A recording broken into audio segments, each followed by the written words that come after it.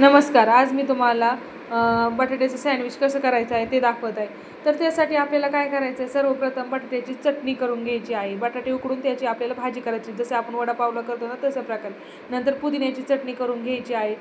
टोमॅटोचं sauce घ्यायचं आहे, तूप घ्यायचं आहे. त्या तुपाऐवजी तुम्ही बटरसुद्धा घेऊ शकता. अशा प्रकारे आपल्याला तूप ब्रेडला लावून घ्यायचं आहे. त्यावर थोडी पुदिन्याची चटणी लावायची आहे. त्यानंतर तुमच्याजवळ टोमॅटोचं केचप असेल तर ते लावू शकता, कारण की टोमॅटोचं केचप मुलांना खूप आवडतं. अशा प्रकारे टोमॅटोचं केचप लावून झाल्याच्यानंतर आपण जी बटाट्याची चटणी केली आहे ती त्यावर लावायची आहे वरून. आणि नंतर आपल्याला थोडा कांदा त्यावरती टाकायचा आहे. अशा प्रकारे दाबून आपल्याला बटाट्याची चटणी ब्रेडला लावून घ्यायची आहे. हे बघा अशा प्रकारे. आणि ती लावून झाल्याच्यानंतर आपल्याला त्यावर थोडा कांदा टाकायचा आहे.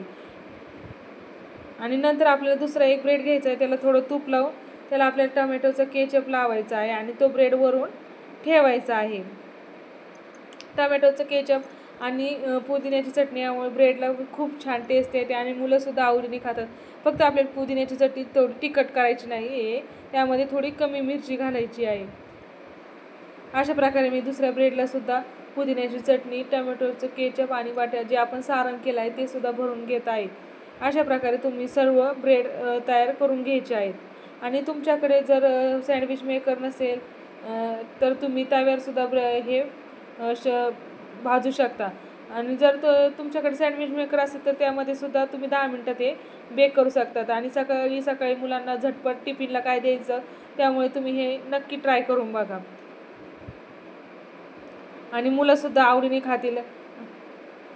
तर चला, अशा प्रकारे मी सर्व ब्रेडचे सँडविच तयार करून घेतले आहेत. आणि आपले हे तयार सँडविच आपल्याला माझ्याकडे सँडविच मेकर आहे, त्यामध्ये मी ते बेक करणार आहे. बघा अशा प्रकारे मी सर्व सँडविच तयार करून घेतले आणि सर्वांना वरूनसुद्धा मी तूप लावून घेतले आहे, त्यामुळे ते खूप छान भाजतात. हे बघा असे सँडविच मेकरमध्ये ठेवून आपल्याला 5 मिनटात ते बेक होतात. हे बघा अशा प्रकारे बेक झाले आहे आणि कलर पण खूप छान आला आहे. ते नंतर आपल्याला एका ताटामध्ये काढून घ्यायचे आहे. अशा प्रकारे सर्व तुम्हाला सँडविच तयार करून घ्यायचे. नंतर तुम्ही जर हवे तसे ते कट करू शकता. मी नंतर हे कट केलं, त्यासाठी तुम्ही पुदिन्याची चटणी आणि टोमॅटो सॉस बरोबर सर्व करू शकता. धन्यवाद.